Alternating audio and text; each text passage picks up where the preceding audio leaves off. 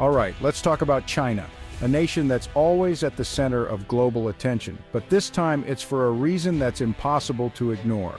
This is the country that just sent shockwaves through the world, making headlines everywhere and forcing governments to pay close attention.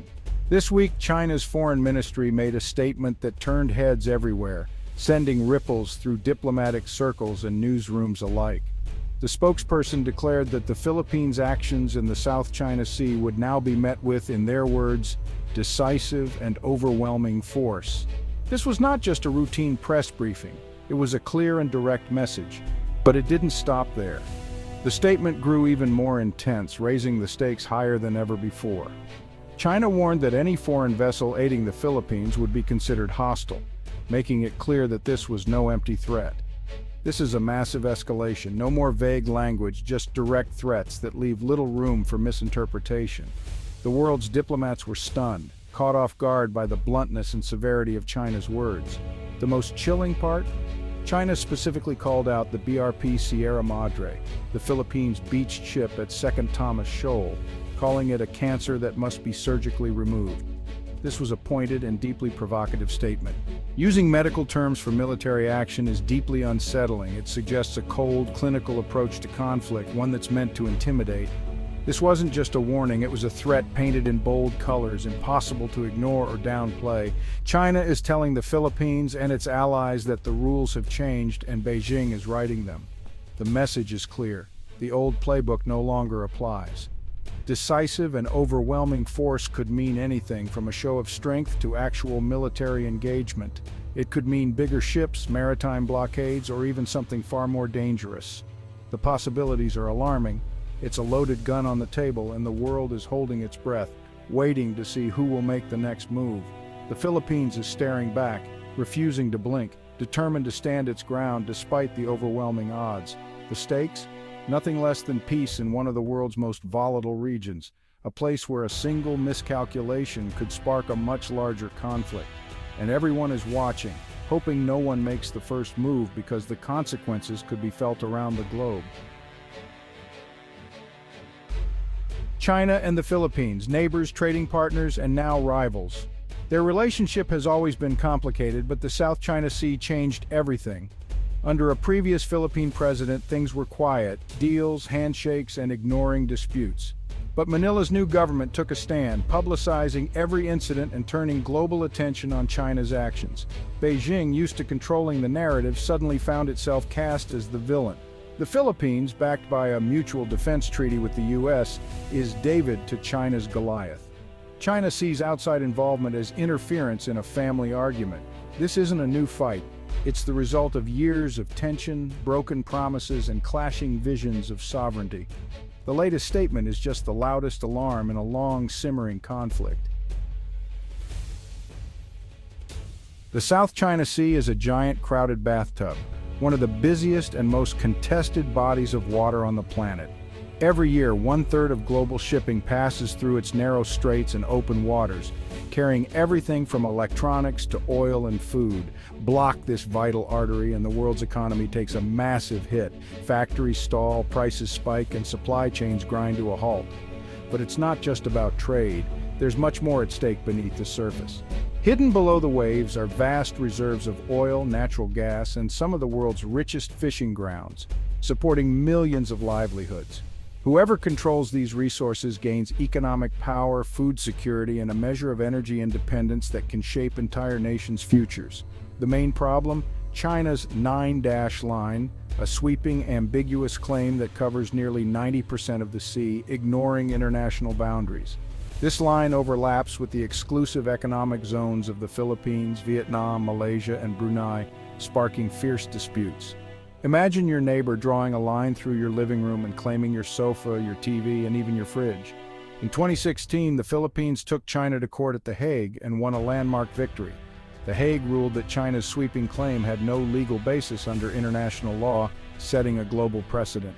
But China ignored the verdict, kept building artificial islands, and ramped up its coast guard and military presence in disputed waters. The core conflict is clear: international law versus China's historical claims, with both sides refusing to back down. It's a court ruling versus a superpower that refuses to budge, creating a dangerous standoff. The South China Sea is a jackpot everyone wants, but only one side is playing by the rules, while the rest watch anxiously. That's why tensions keep boiling over, with frequent naval standoffs and diplomatic clashes. The world's shipping, energy, and stability are all at stake in this high-stakes maritime chess game. And the fight for control of the South China Sea is far from over. Its outcome will shape the future of the entire region. Zoom in on Second Thomas Shoal, a tiny reef, now the region's most dangerous flashpoint. Once a barely noticed speck in the vast South China Sea, it has become the center of a high-stakes standoff. At its center stands the BRP Sierra Madre, a World War II-era ship intentionally grounded by the Philippines in 1999 to assert their claim. The ship, battered by decades of salt and storms, is now a fortress on the waves. Filipino Marines live on this rusting hulk, enduring isolation and hardship. For them, the ship is more than shelter. It's a symbol of sovereignty and national pride. Keeping them supplied is a constant battle. China's Coast Guard blocks every mission, using water cannons, ramming, and relentless intimidation to try to cut them off. For China, the Sierra Madre is an illegal eyesore. For the Philippines, it's a red line that cannot be crossed. China wants the ship gone, hoping to starve out the Marines and force Manila to abandon the shoal. Each day, the pressure mounts. The new Chinese statement, calling the ship a cancer, signals they're done waiting. Their rhetoric is growing sharper, their actions more aggressive. For the Philippines, leaving means surrendering their claim. For China, the ship's presence is an intolerable challenge to their authority in these waters. This decaying vessel now represents the entire struggle, a physical and political battleground. Its fate could trigger a much larger conflict, drawing in allies and raising the stakes for the whole region. A tiny reef, a rusty ship, and two nations unwilling to back down, locked in a dangerous game of brinkmanship. The world is watching this standoff, knowing it could explode at any moment. Every headline, every statement adds fuel to the fire. The Sierra Madre is more than a ship. It's a symbol, a red line, and a potential spark for war in the South China Sea. Every supply run is a test of resolve, a reminder that neither side is willing to yield. And the clock is ticking as tensions rise and the world holds its breath. The next move could change everything, and the outcome remains uncertain. Why did China choose this moment to escalate? First, the Philippines' transparency strategy, releasing videos of China's aggression, has won global sympathy and made Beijing look like a bully. China's statement is an attempt to flip the script and intimidate Manila into silence. Second, the Philippines is drawing closer to the US, Japan, and Australia, forming a united front. China sees this as an anti-China coalition and is testing the alliance's resolve. Domestically, China faces economic troubles, slowing growth, high unemployment. A foreign crisis can rally public support and distract from problems at home. Militarily, China's navy is stronger than ever. They may believe they can act before the US-Philippines alliance gets even tighter. It's a calculated move, pressure the Philippines now before the window closes. China is betting on strength, timing, and intimidation. But it's a dangerous gamble. The world is watching to see if it pays off or backfires. The stakes have never been higher. The Philippines didn't flinch. The president's response was swift and defiant. "We will not be bullied. Our sovereignty is not negotiable." Manila summoned the Chinese ambassador and released new evidence of China's maritime buildup. The Coast Guard and Navy went on high alert. Resupply missions to the Sierra Madre continued, now with stronger escorts.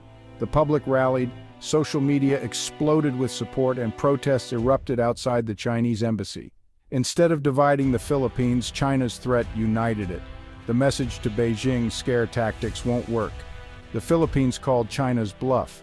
Now the ball is in China's court. Will they back down or double down? The world waits for their answer.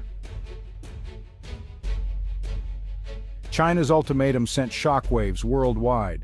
The US responded immediately, reaffirming its ironclad defense commitment to the Philippines. Japan, Australia, the EU, and others condemned China's threats and called for respect for international law. Russia, meanwhile, blamed the US and backed China's right to defend its sovereignty. Some countries stayed silent, wary of angering Beijing. The world is splitting into camps, US and allies versus China and Russia. China may have military might, but it's losing the battle for legitimacy. Its threats have only strengthened the Philippines' alliances. The global community has drawn its own line in the sand. What's next? The possibilities are alarming. Best case, China was bluffing, and after some posturing, things cool down. More likely, China enforces a blockade of the Sierra Madre, stopping all supplies, an escalation just short of war. Or China tries to physically remove the ship, risking a firefight with Filipino Marines. Worst case, a military clash, Filipino casualties, and the U.S. is drawn in under the Mutual Defense Treaty. A skirmish over a rusty ship could spiral into a U.S.-China conflict. 2. Nuclear powers, global consequences. The world economy, peace, and stability hang in the balance. Diplomats are scrambling for an off-ramp. The next days are critical. Will reason prevail, or will aggression win the day? Why should you care about a rusty ship in a distant sea? Because a conflict here could disrupt global trade, sending prices soaring and economies into recession. But it's bigger than that. It's about whether rules matter, or if might makes right. The Philippines followed the law and won in court. If China ignores that, it sets a dangerous precedent. If powerful countries can redraw maps by force, no border is safe. This is a test for the world. Do we solve disputes with laws or with warships? The outcome will echo far beyond Asia. It's about protecting a stable, lawful world order. What happens at Second Thomas Shoal could shape international relations for decades. So pay attention. The ripples could reach your shore. The world is watching, and so should you.